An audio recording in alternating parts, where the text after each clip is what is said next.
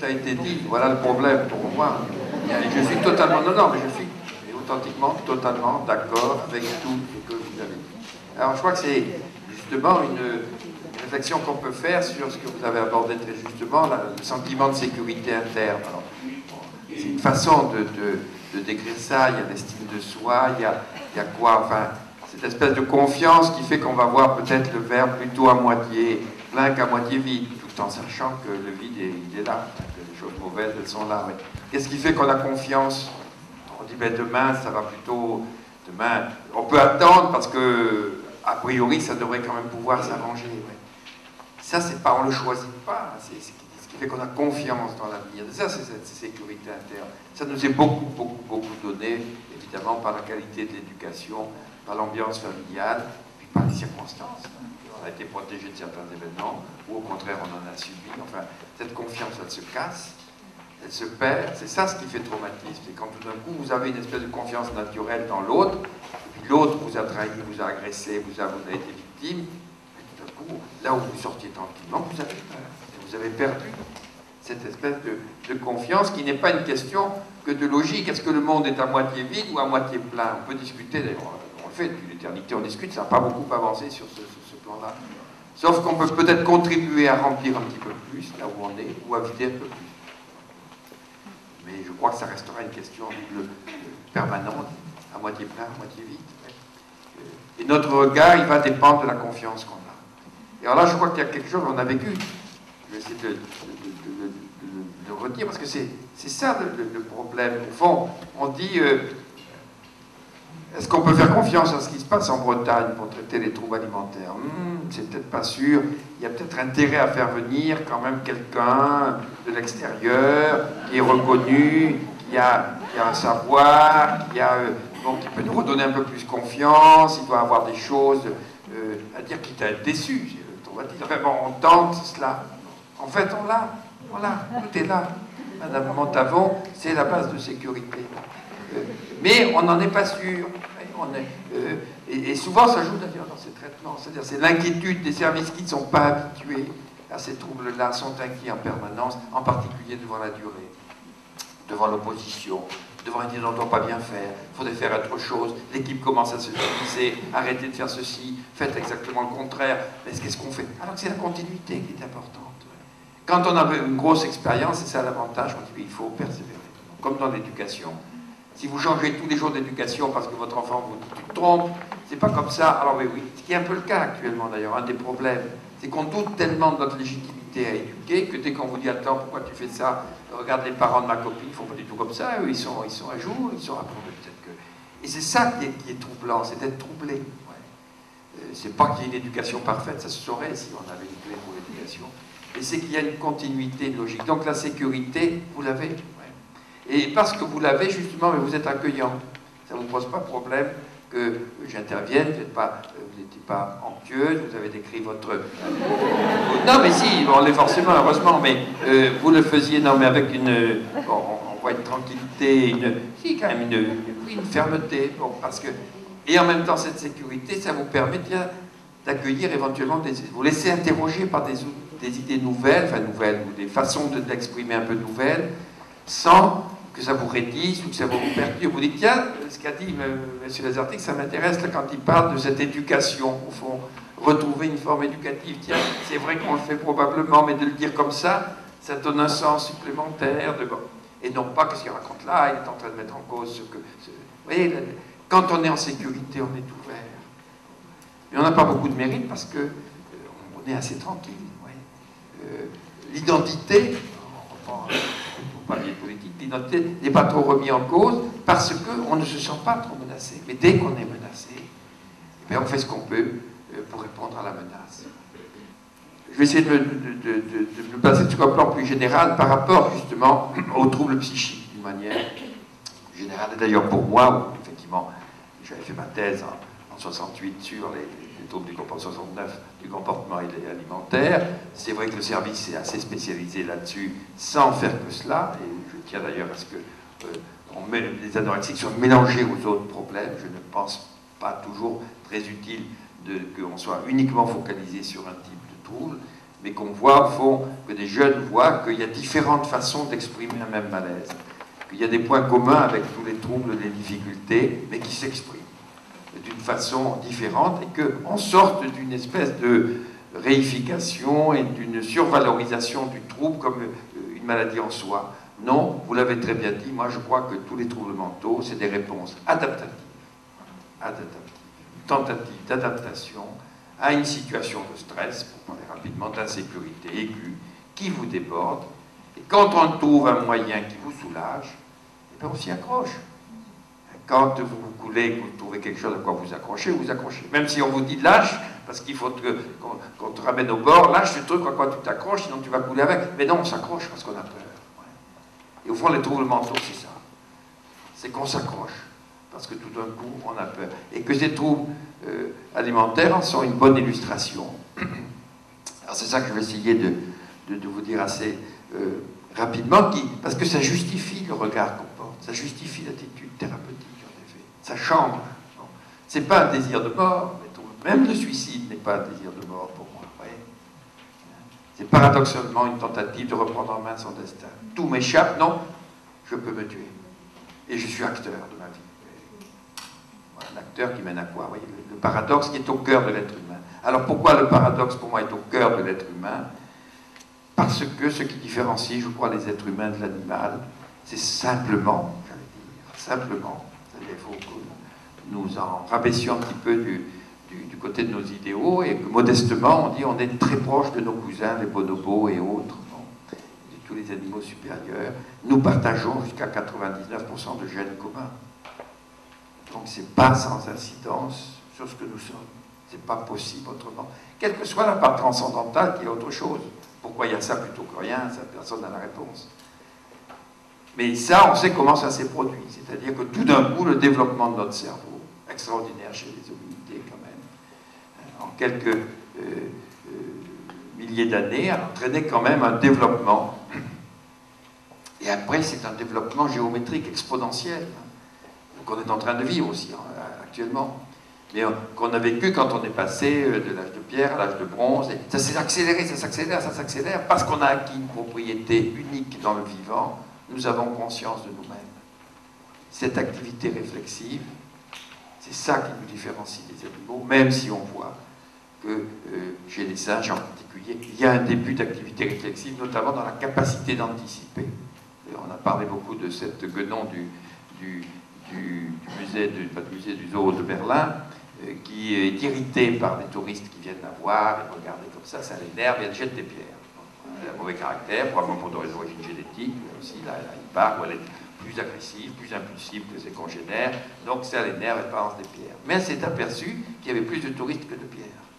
Alors pendant la nuit, elle amasse des pierres.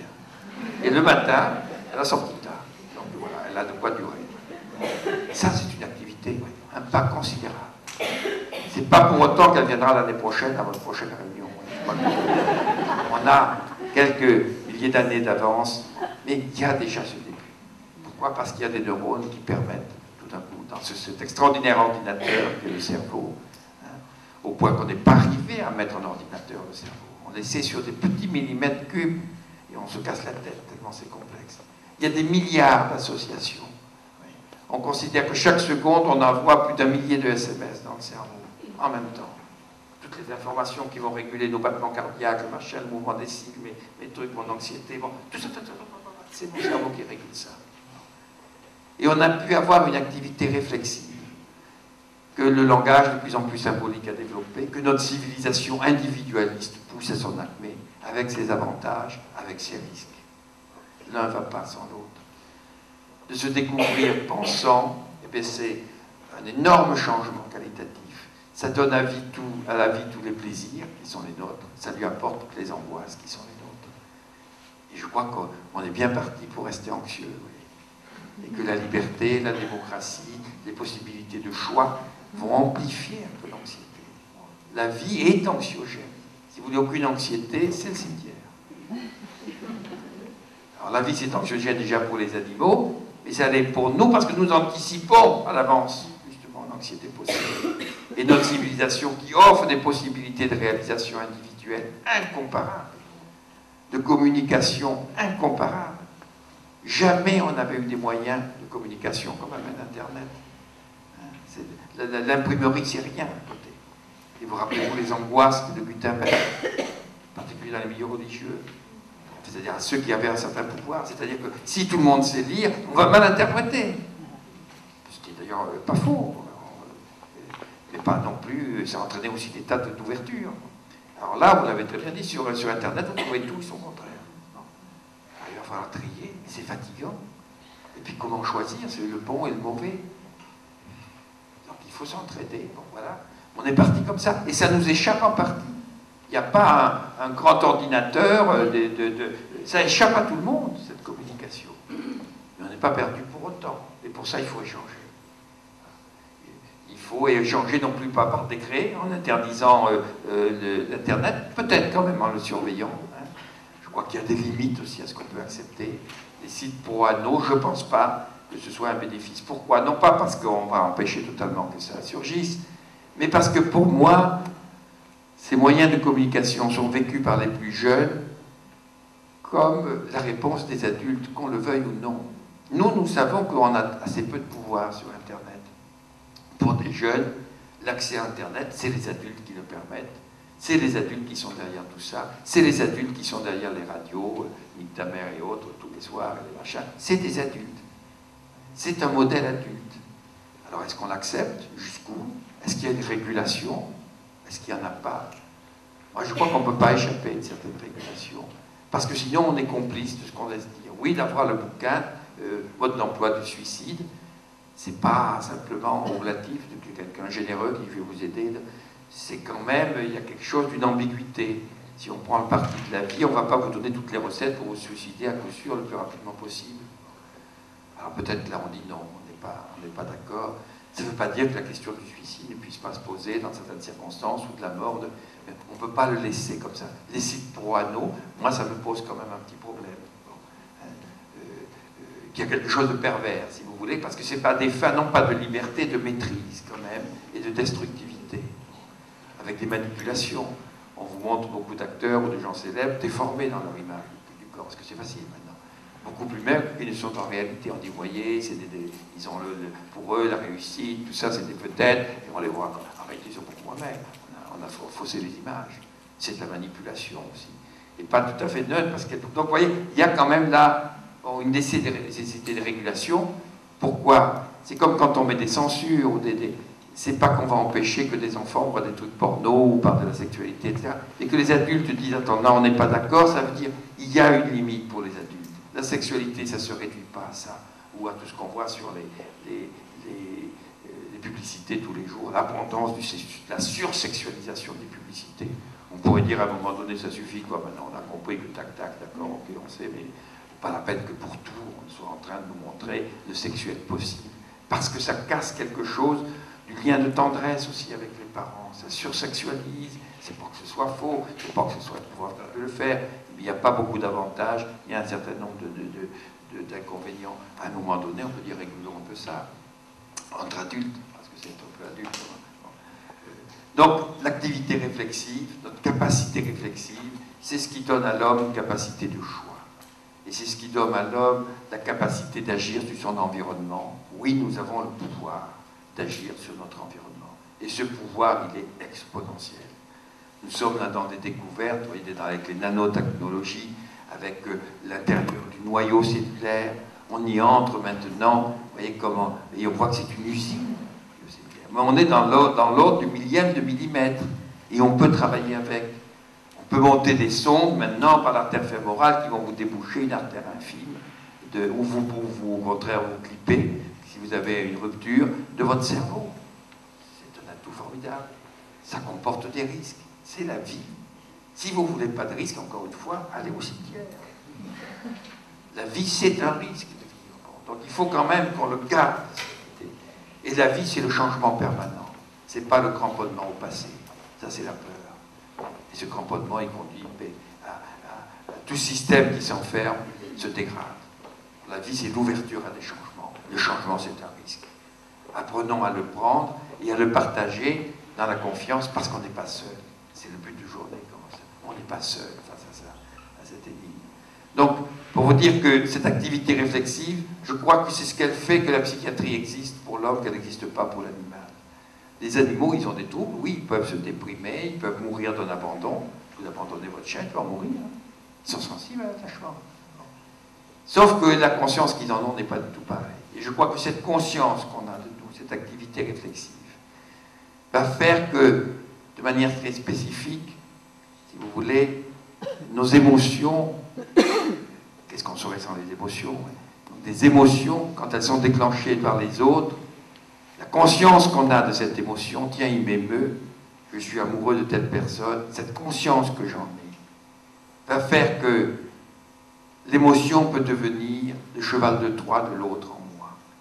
Et mon émotion peut devenir mon ennemi. Ça, c'est le propre de l'être humain. C'est-à-dire, tu me touches, tu vas avoir un pouvoir sur moi. Je préfère ne plus rien sentir, rompre, me fermer, ne pas me nourrir de ce que j'aurais tellement envie pour ne pas risquer d'être dépendant de l'objet de mon envie. Vous voyez? Ça, c'est humain. Et l'anorexie va nous le montrer parce que, comme vous le dites, c'est anti-suicidaire. C'est une façon de se protéger de la dépression. C'est pour ça que les risques suicidaires, ils apparaissent quelquefois quand ça va beaucoup mieux. Et puis là, on commence à vouloir reprendre de l'appétit, mais qu'on voit l'écart entre ce qu'on voudrait et ce qui est. Ça, c'est très douloureux. Et quand on devient boulimique, quand on bascule dans la boulimie. Mais l'anorexie, en gros, elle protège du risque suicidaire. Comme d'une certaine façon, les scarifications vous protègent du risque suicidaire. Mais à quel prix? Donc, vous voyez, il y a cette spécificité réflexive qui va faire que l'homme va être pris devant un paradoxe, qu'il est comme tout être vivant, il ne peut être lui-même qu'en se nourrissant des autres. Ça n'existe pas un individu seul. Ça n'existe pas. Et toute la vie, personne ne peut vivre seul, enfermé. Ça ne dure pas longtemps et on devient très vite fou. Il nous faut, on est condamné à l'échange avec les autres. Ça, c'est le vivant par rapport au minéral. La vie, elle a commencé quand deux cellules ont commencé à fricoter. Une troisième chimique, une quatrième avec le carbone. Et puis hop, ça a explosé. Et puis après, il y a eu tout ce développement du code génétique. Et puis du fait d'utiliser la sexualité comme un moyen de survivre. Et puis on est parti dans quelque chose qui nous échappe. On ne sait pas pourquoi c'est comme ça, mais c'est comme ça. Et donc nous sommes conscients que pour être nous, il faut se nourrir des autres. Mais la conscience qu'on a de nous, vous voyez où est le problème? C'est que comment être moi si je ne suis fait que des conseils des autres?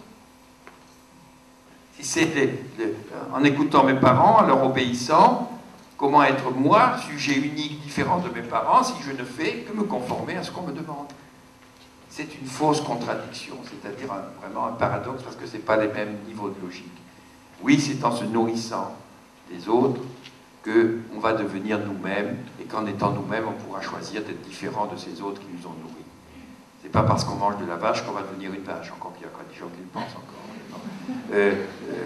Bon, il faut... non. Tout ça est ramené à de la chimie, d'ailleurs, de toute façon, et basique, et que... Bon, mais c'est pas parce que j'aurais écouté mes parents que je vais être la copie conforme de mes parents. C'est pas parce que j'ai écouté le professeur Lazarty que je vais perdre mon originalité, vous voyez, non. Parce que j'ai des... Oui, mais c'est ça. Vous voyez que pourquoi je peux ne pas avoir peur? Parce que j'ai confiance. Que j'ai acquis suffisamment de compétences et que je sens que ces compétences, elles sont à moi et ça me donne une sécurité interne qui fait que je peux me nourrir.